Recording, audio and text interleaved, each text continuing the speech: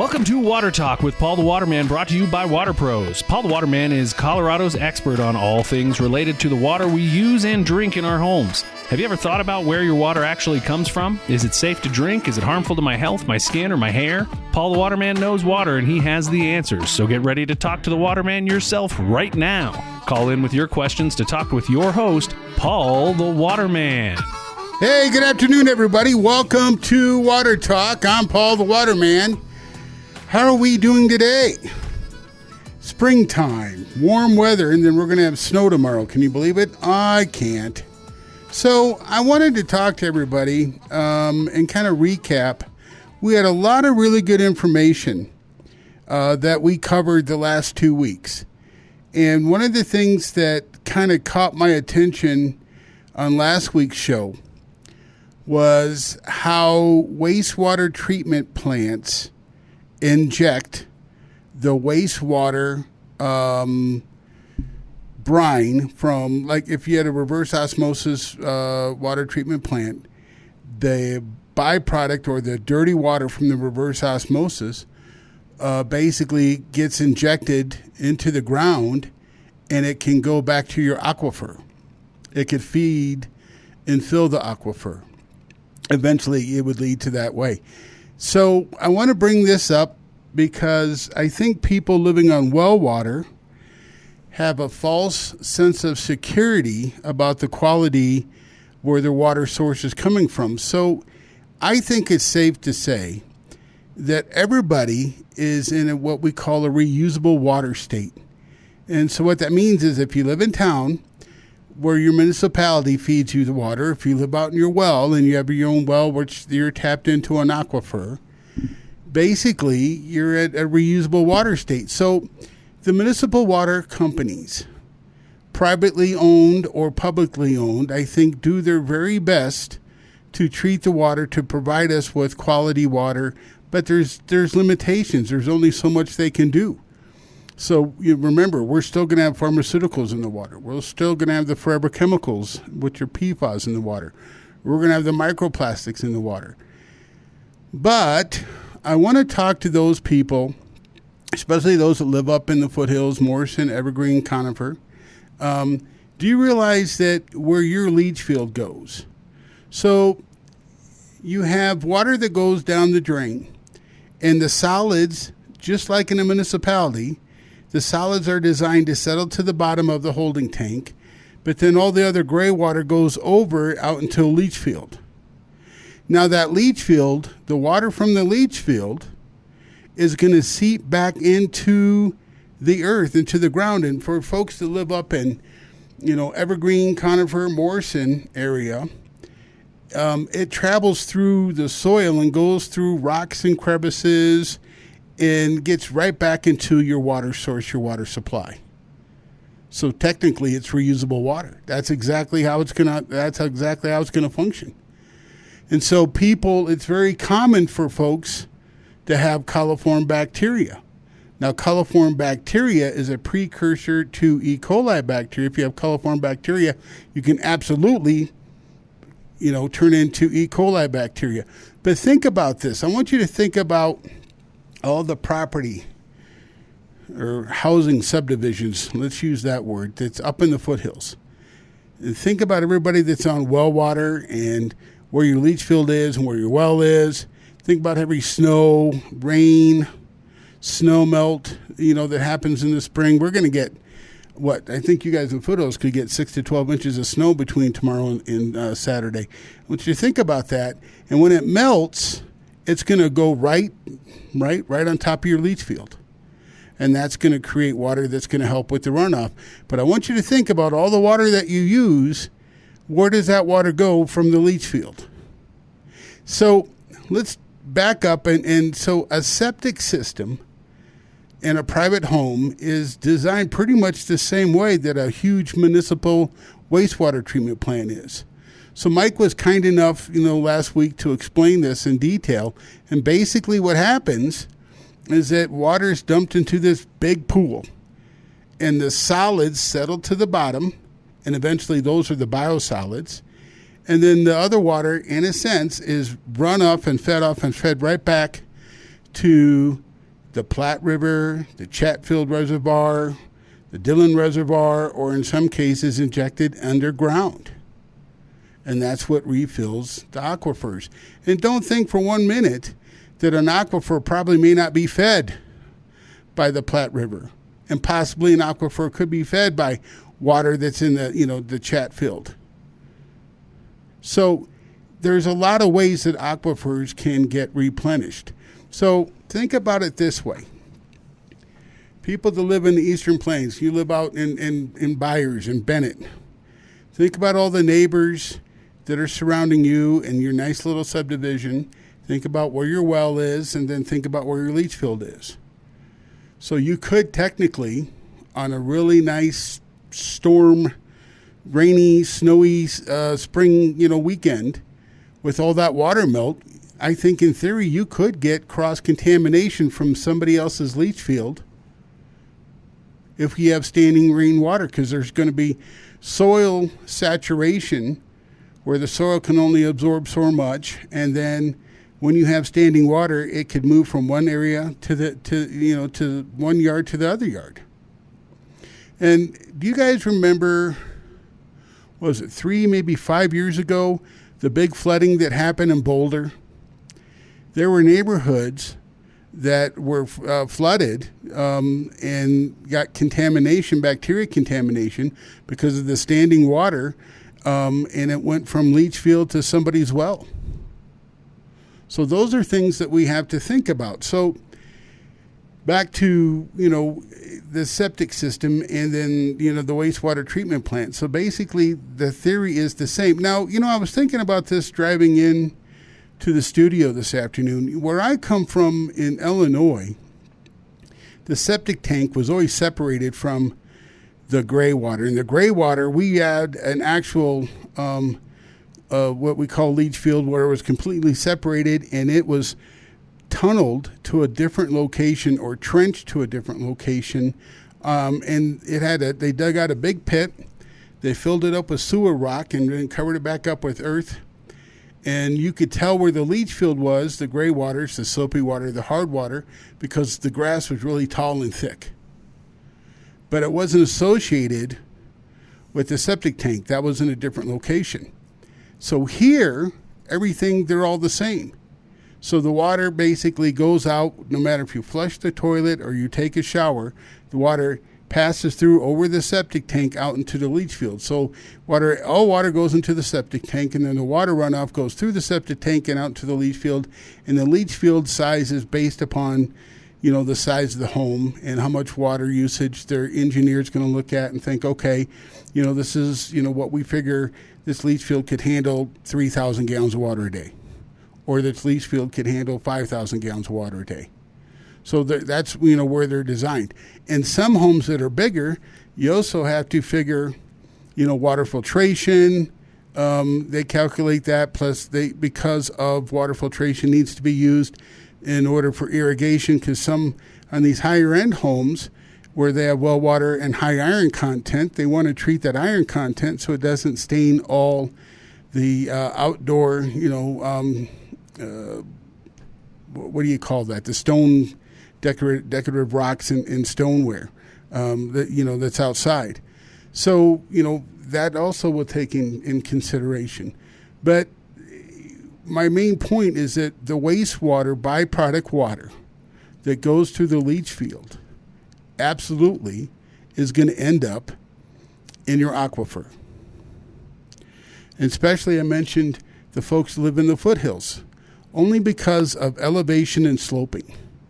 So when water goes into the ground, it travels through different valleys. Water has an ability to create its own path. No matter, you guys ever drive, go up, was it Highway 40 to Grand Lake? You ever notice that the really nice rocks up there, the rock wall that they made as you go climbing up the mountain, you see the white staining on the brick wall? That's water that's penetrated through that wall. So you can tell they have certain drainage pipe that they're hoping the water goes through, but eventually water will create its own path, is my point. So the same when you're up in the foothills and you're You have water that's in your elevation, and your water is running through your leach field, through the septic tank at elevation. It's going to go into the ground, but it's going to find its own path, and it's eventually going to end up in your aquifer again. So I think it's safe to say that we're dealing with reusable water. So reusable water means that all the wastewater that we have from a water treatment system is going to end up back in our aquifer, and that's the same with your local municipalities. It's going to end up back into our aquifers. So the farther east that we live, there's various different water treatment issues that we run into. You can have high sodium content, naturally high sodium content.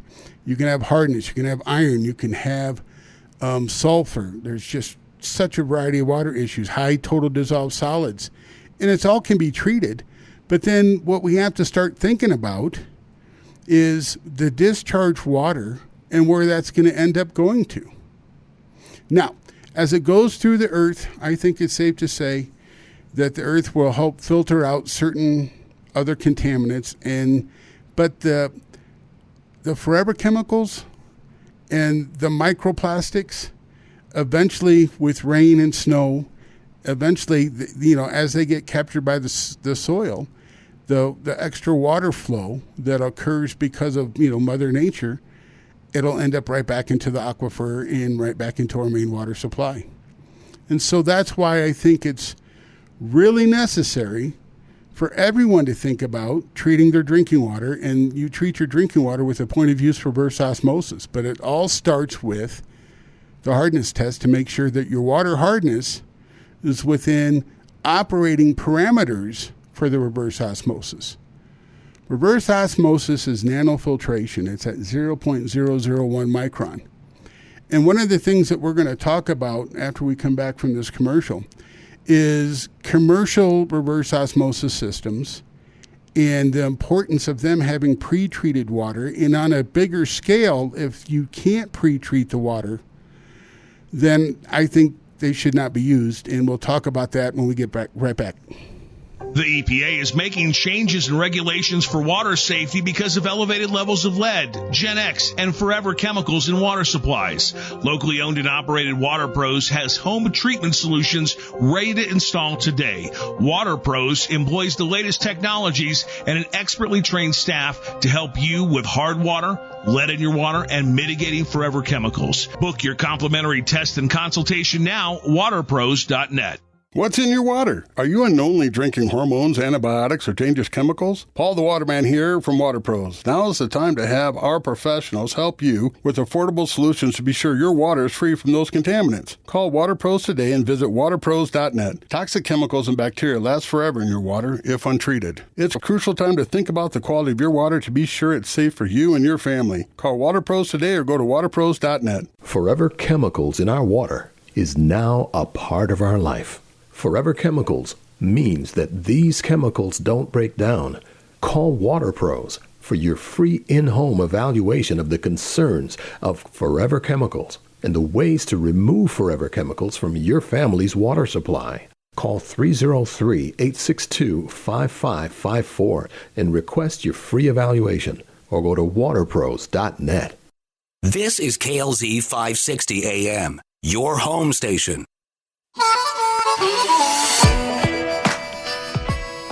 Welcome back to Water Talk. I'm Paul the Waterman. So let me explain something real quick. Gray water is the water that comes from taking a shower and using your wash machine or emptying the kitchen sink from doing a load of dishes by hand or the dishwasher.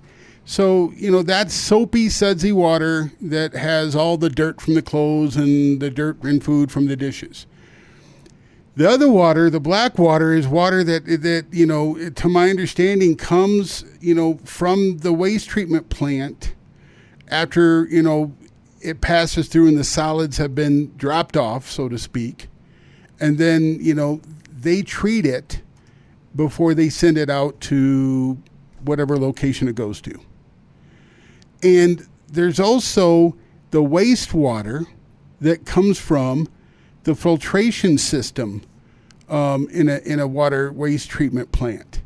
And so these are things that, a further discussion and study has to take place.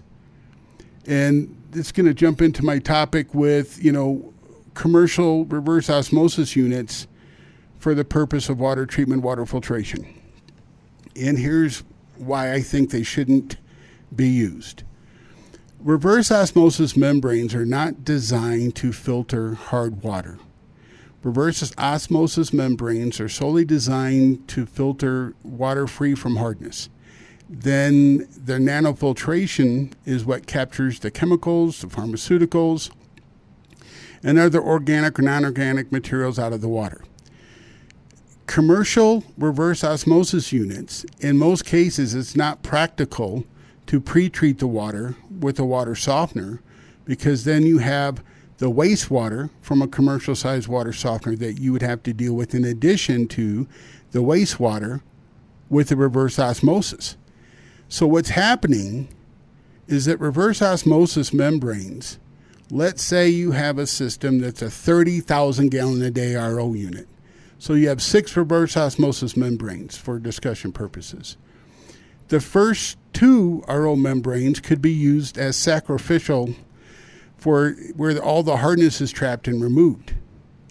The problem with that is that the hardness will then cause microplastics to become nanoplastics, because the plastics will bounce off the hardness, because the hardness will oxidize and will convert to a film.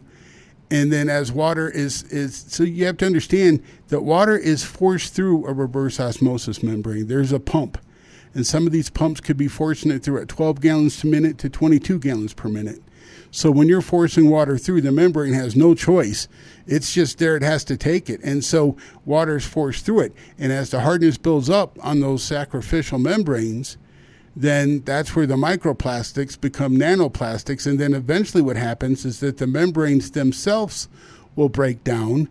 And that's how they found nylon fibers in bottled water, was because of the manufacturing process. So reverse osmosis, in some cases, is, I think, the wrong application on a commercial side if you can't pre-treat the water. If you can pre-treat the water, then perfect, and that's what they're designed for. But I really think they should think about what they're doing if they're using a commercial reverse osmosis with hard water.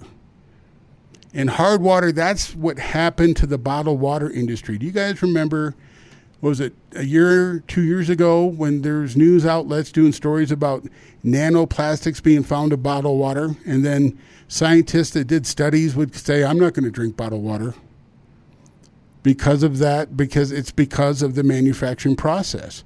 And the Independent Bottled Water Association, instead of them telling everybody, hey, we appreciate these findings, we're going to look into it, instead of, and looking how bottled water is manufactured, instead of doing that, they basically said, well, there's really no studies, that to indicate what the harm really is. Well, let's jump forward to this year, and what we played on this show, a segment from Fox News, where now we have nanoplastics that penetrated into the human brain.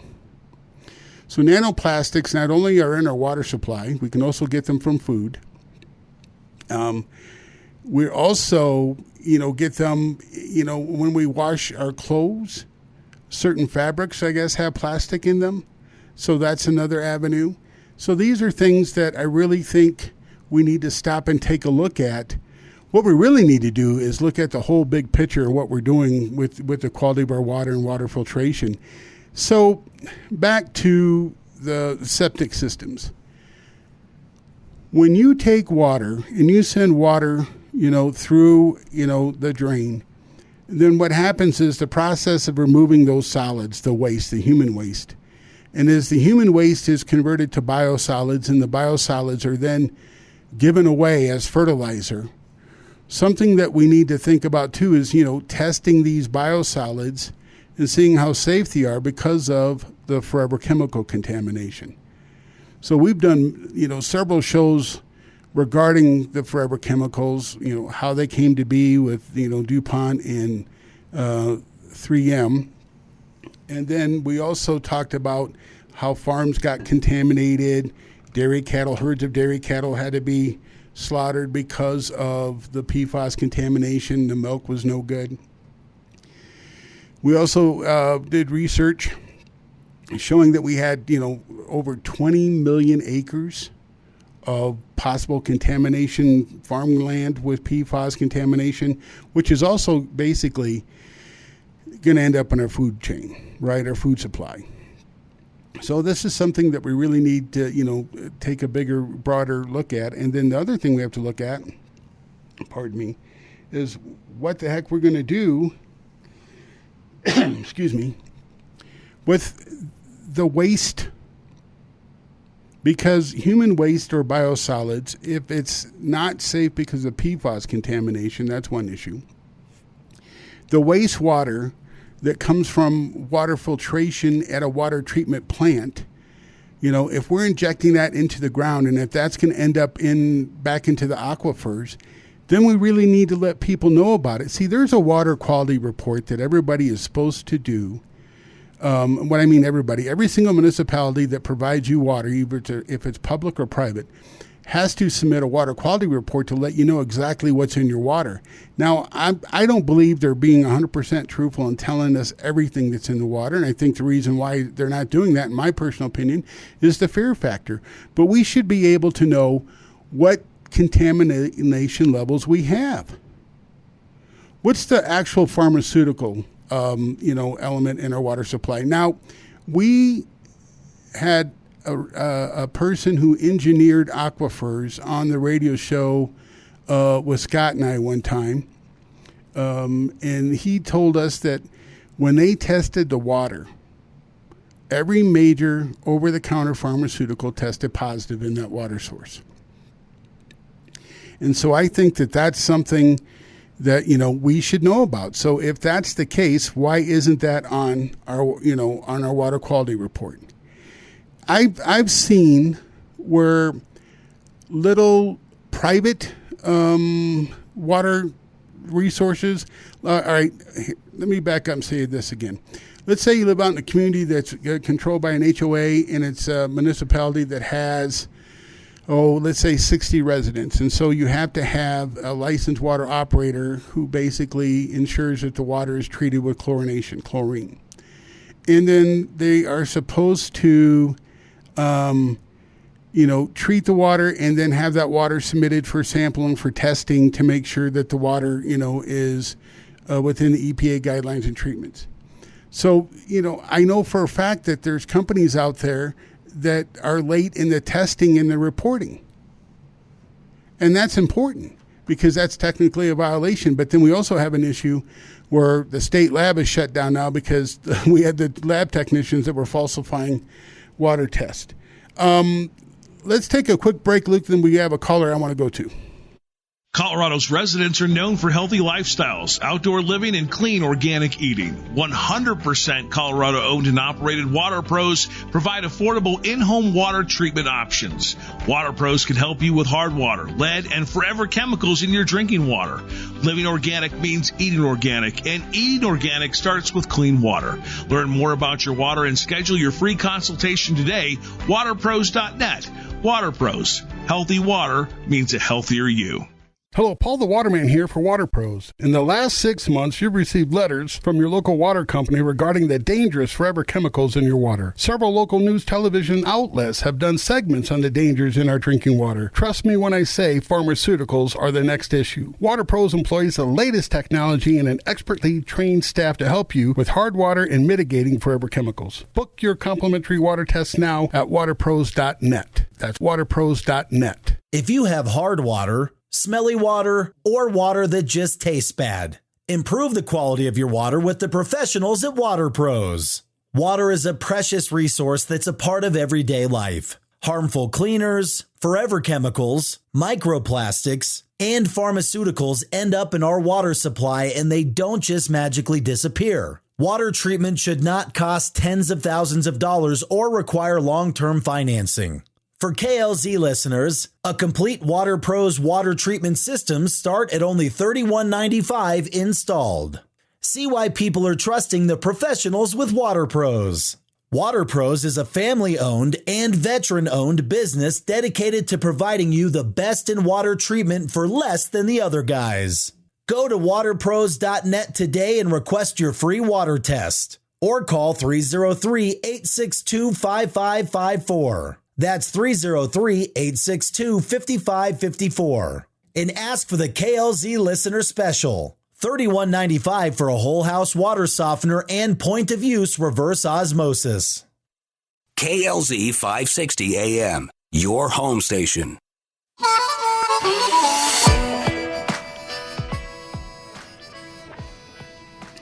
Welcome back to Water Talk. I'm Paul the Waterman. So, Jeremy, thank you for giving us a call. How are you doing? Well, first, Paul, thank you for being one of the only people who really taking the time to listen to the story. Honestly, with everything that's going on, I would say stress levels at about 100. Right. So let me tell you what's going on, folks. And this is why Jeremy's on today, because this is something I think is extremely important. So if you are a renter and you rent a property that has well water, Jeremy and I found out that you're on your own. Jeremy, just so you know, I called this morning to the state health department, and you want to talk about a frustrating process. They have this answering machine computer system that you spend 15 minutes navigating through before you get to somebody who you ultimately have to leave a voicemail, and they never called me back, which doesn't surprise me. But yes, sir.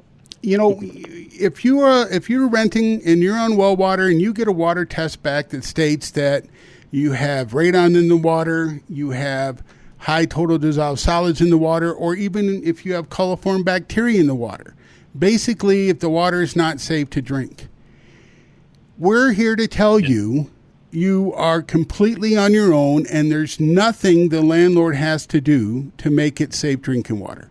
So, Jeremy, share with us, you know, your process and frustration and kind of where you are today with all this. All right, yes, sir. So, in a nutshell, sir, I moved up to Coniford to just kind of get away and enjoy some peace, get away from the city. But it's turned into a living nightmare because I would say 1 month into my living situation, I was taking showers. I started noticing rashes on my body.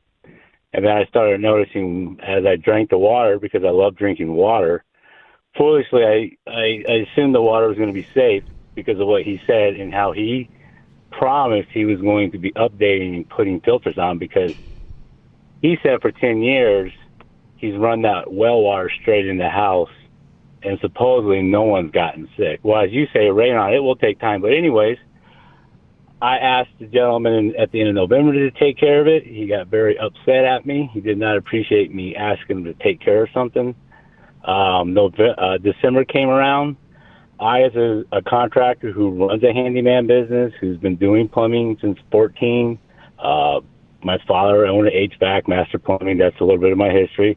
So I have some understanding. And I offered to do this to the gentleman. Just materials, I'll do it for free for you. Again, he got highly upset, offended that you would ask this from him, and he'd always say he never had time to do it. But with the new tenants coming in, he would repair their cars.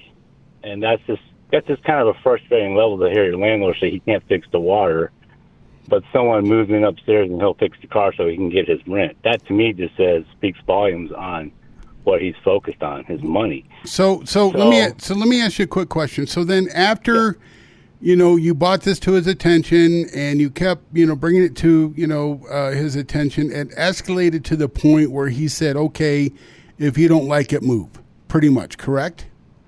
Correct. And it came down to two things, Paul. There was the air issue and a moldy issue and the water issue. Anytime you asked him to look at something, it was just go ahead and get out and move. And to be honest, if maybe I was in my 11th month, but honestly, anyone who just moves within a month and a half to 2 months of just getting moved in, you're settled in, it's the middle of winter, very costly just to pick up and move, as we all know. Everybody has their own budgets. We got to follow our own budgets, so that takes time to find the right house. Correct. So it come in February, I was someone who was paying 2 months up front. And in February, I brought this to his attention again because as I talked to you, I went out and bought, which anybody should do this. They're very cheap and inexpensive, and you're going to know how your water level is doing. It's just an easy DTS water tap. It looks like a little dipstick. It just goes in the water, and it will tell you your levels, and it will tell you if it's safe or not, depending on how fancy. But even a cheap one will tell you. So I went out and I bought this, and immediately, as soon as I stuck it in, my first readings were over 550 BPMs. What that is, just for the listening audience, that's a total dissolved solid meter, and that measures all the dissolved solids in the water. The EPA states that anything that's over 500 is unsafe to drink. So it doesn't meet EPA standards.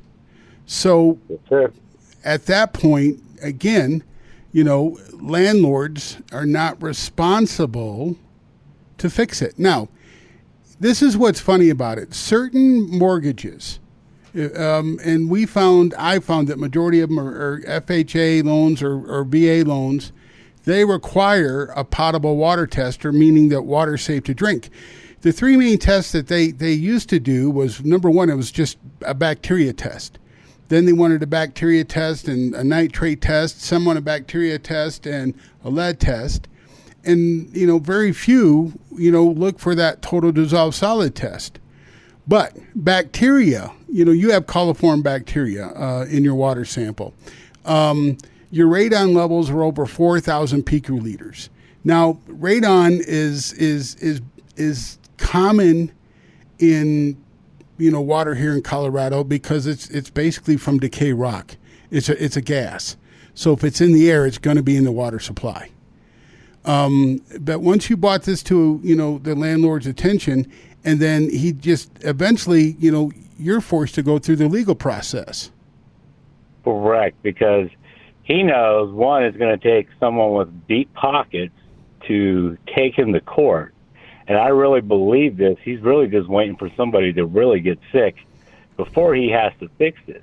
And yeah, his whole attitude was putting a finger in my face, laughing at me, say, just go buy bottled water.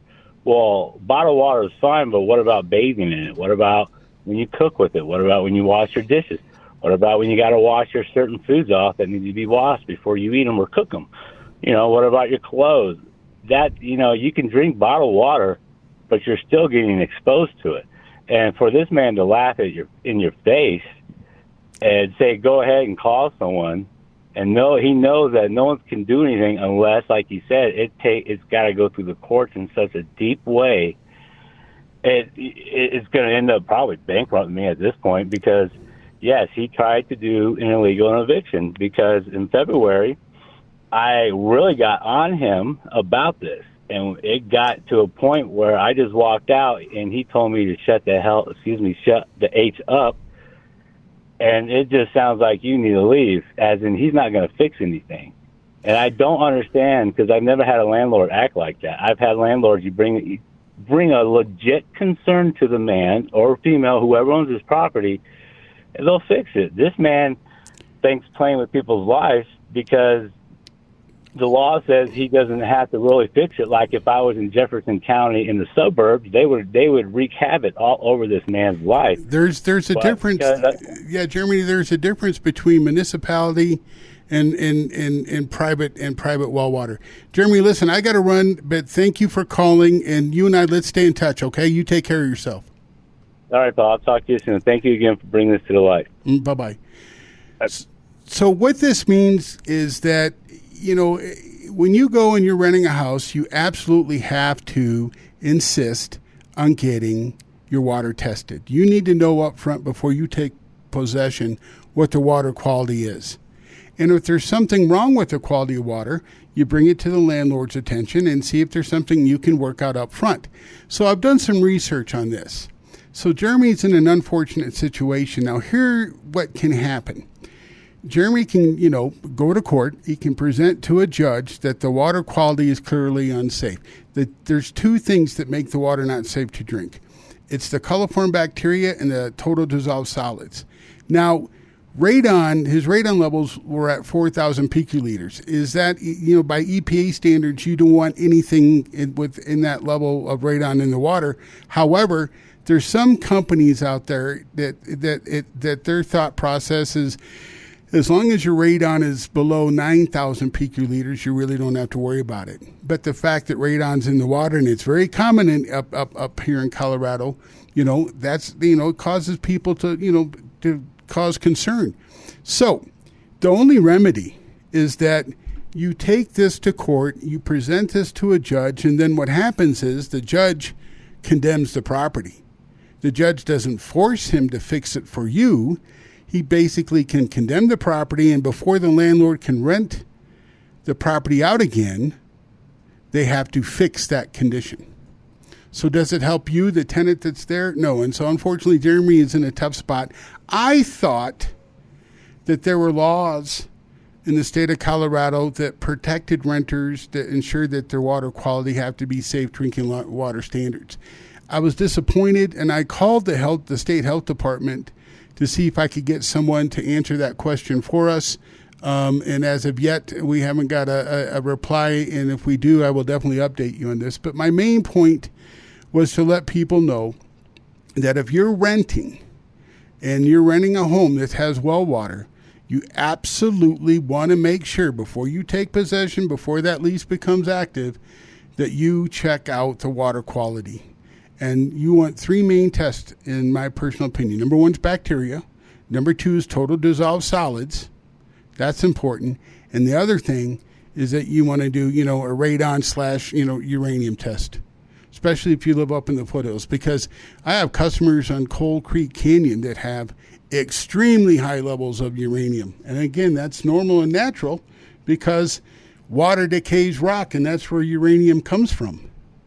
So I want to take the rest of our show and talk about well water issues, and I want to thank somebody first. We have a listener who got their water treatment system installed today, and I want to thank Steve Whiteside. He's up in Golden, up at Coal Creek Canyon there. And I want to thank him. Steve got a dual tank water softener, and we're going to, provide him with soft water. Him and his wife are going to have great quality water.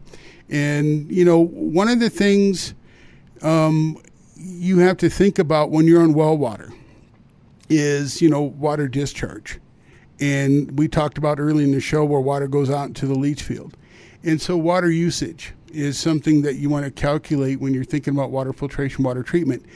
And so, in well water, we like to recommend a dual tank water softener because a dual tank water softener uses less water because it takes clean water from one tank to backwash the exhausted tank. So by using soft water during the regeneration process, you use less water softening salt, and they're super efficient. So, Steve, thank you very much, and we appreciate you becoming a part of the Water Pros family, and thank you for listening to the show. Let's go back real quick to, what we were talking about with renters and well water. Something else that you guys should consider is, also when you rent a home, you should, absolutely get the permission and state it up front that, hey, if I want water filtration, water treatment, that you're allowed to do so. That's something that you should absolutely think about. Unfortunately, in today's landscape, there's some legislation that was passed, I think, that's designed to protect renters, but then I think there's others that they just clearly haven't thought about. One of the things they haven't thought about is water treatment, water filtration on privately owned wells. See, if you live in a municipality, you're regulated by the EPA.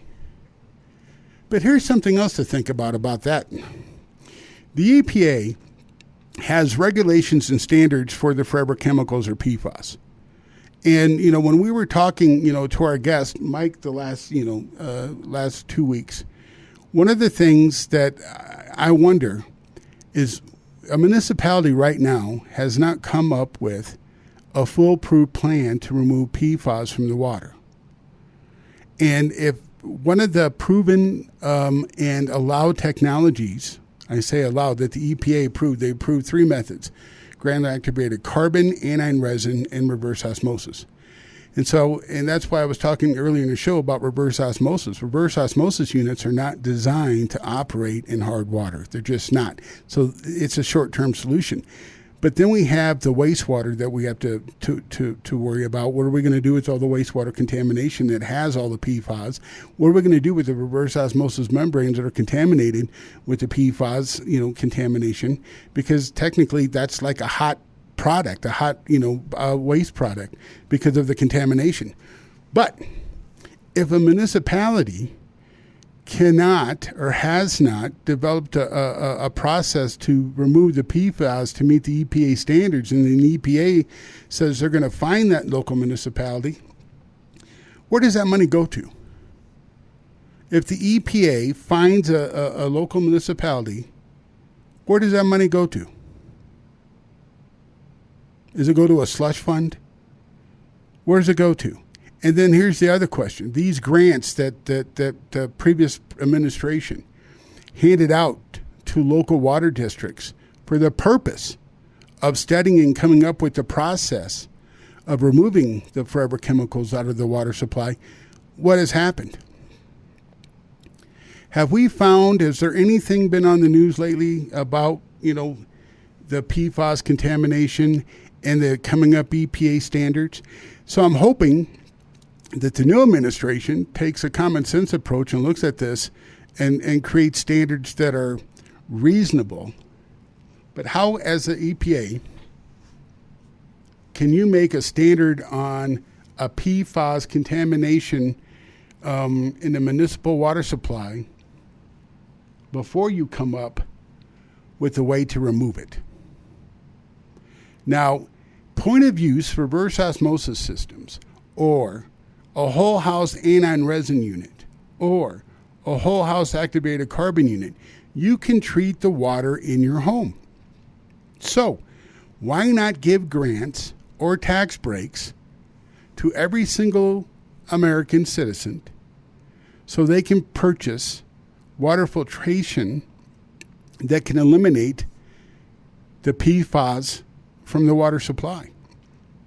And then what we'd have to do is have a special garbage bag that we would put in the recycling bin of exhausted filters or filter media. So then that can be properly disposed of, most likely incinerated, burnt. And then the other question I have is that if you go ahead and you take, exhausted media, exhausted filters, and if we burn that chemical, is that chemical going to disappear and be incinerated by the heat and the flame, or is it just going to get back in the atmosphere based on the smoke? See, these are things that I have yet to see any research on. How would we dispose of a hot filtration, media? What I mean is media that's full of contaminants. So right now what's happening is nothing. So when you go through a water filtration and water treatment, the PFAS are passing right on through. And when you have your home that's either up in the foothills, anywhere in the state of Colorado, when you're on well water, you're basically your water discharge that goes from the septic tank over the septic tank to the leach field can eventually work its way back to the aquifer. So aquifers, in a sense, are being replenished by contaminated water. Absolutely. So this is why, go to waterpros.net. We've got plenty of research information that you can read, documentation that you can study, do your own research. The EPA, if you go to the EPA website, they definitely have the webinars that I listened to last year regarding the PFAS issue, and they'll have what they've proven to remove the PFAS contamination listed, which is activated carbon, reverse osmosis point of use drinking water systems, and aniline resin units. Aniline resin units our aniline resin is a super filtration media. It has to be supported by soft water. Notice the common denominator here. Everything has to be supported by soft water.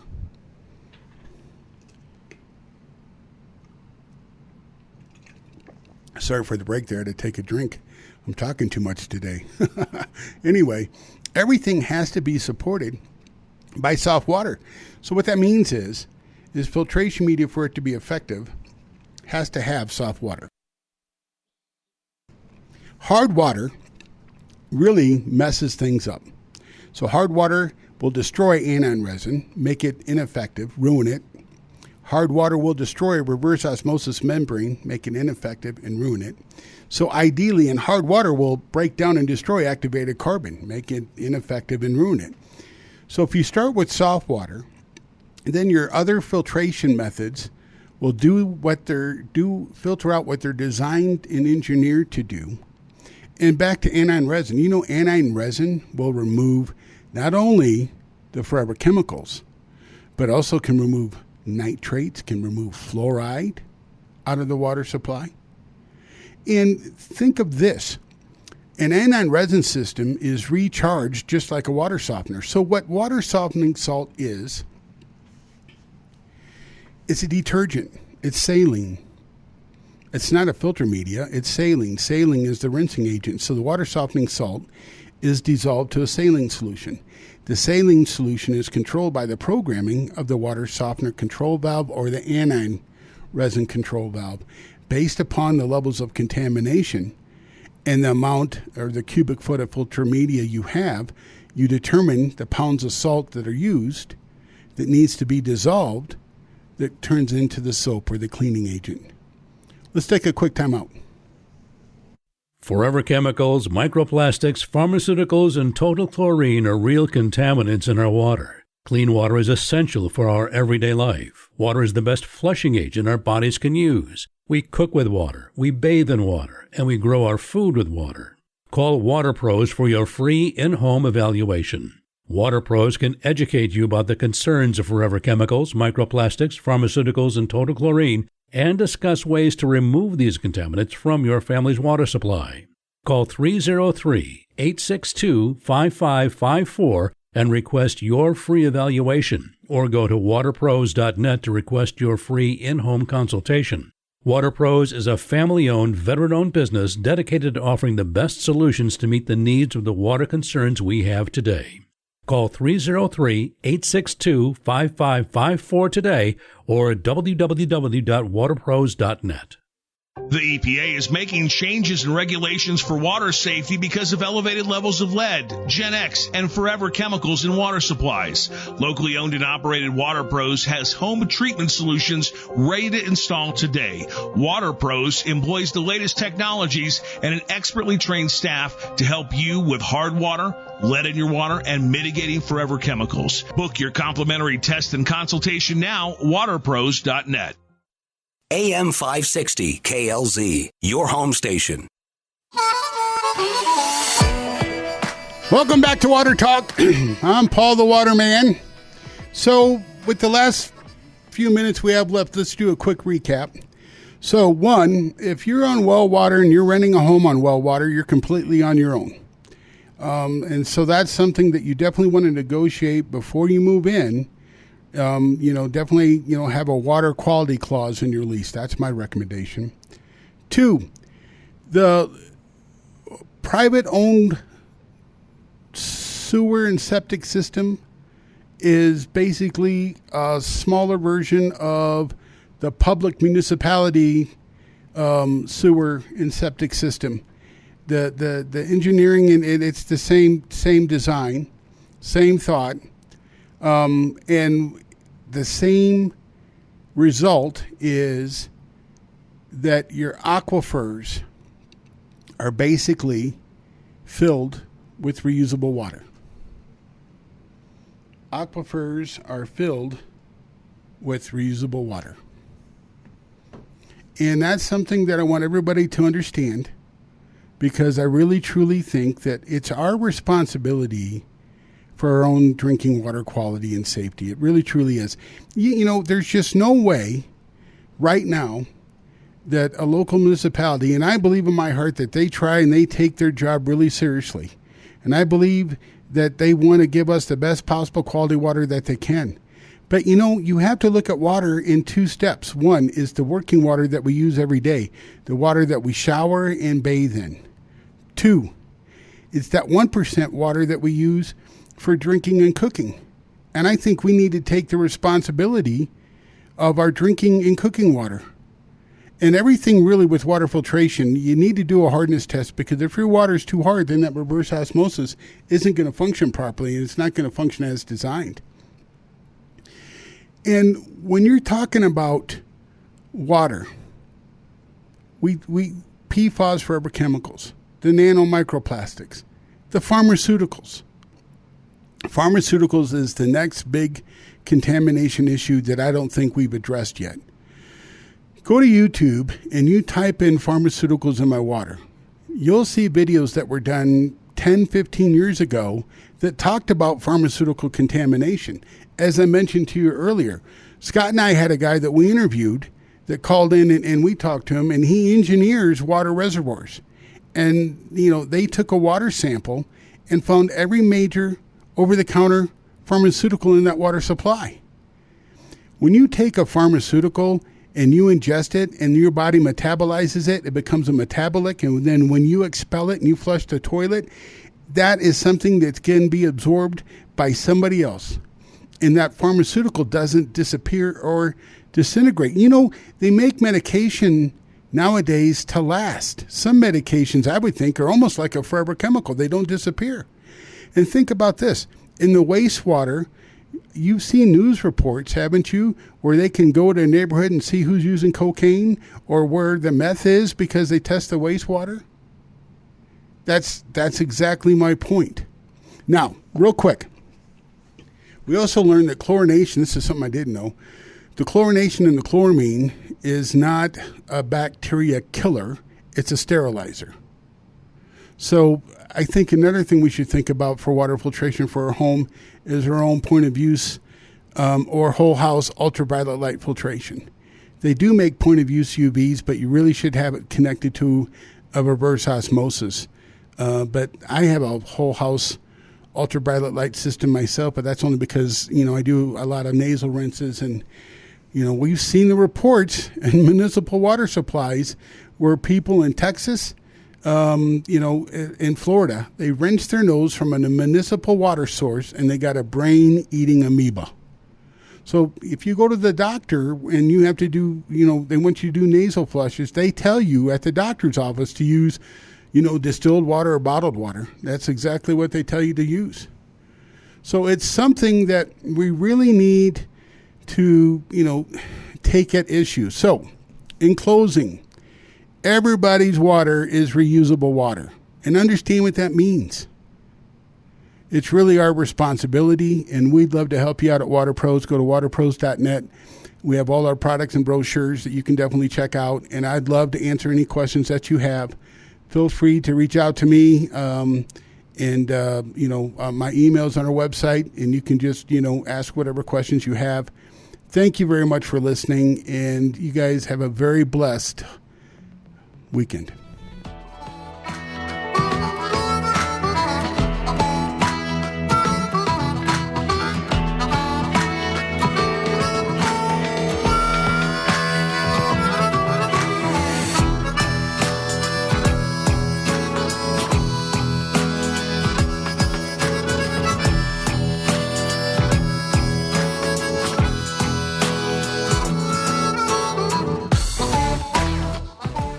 Remember to reach out to Paul the Waterman with your questions and water filtration needs, and be sure to tune in to Water Talk Thursdays at 2 p.m. to talk with Paul. And for more information, find him on the programming page at klzradio.com.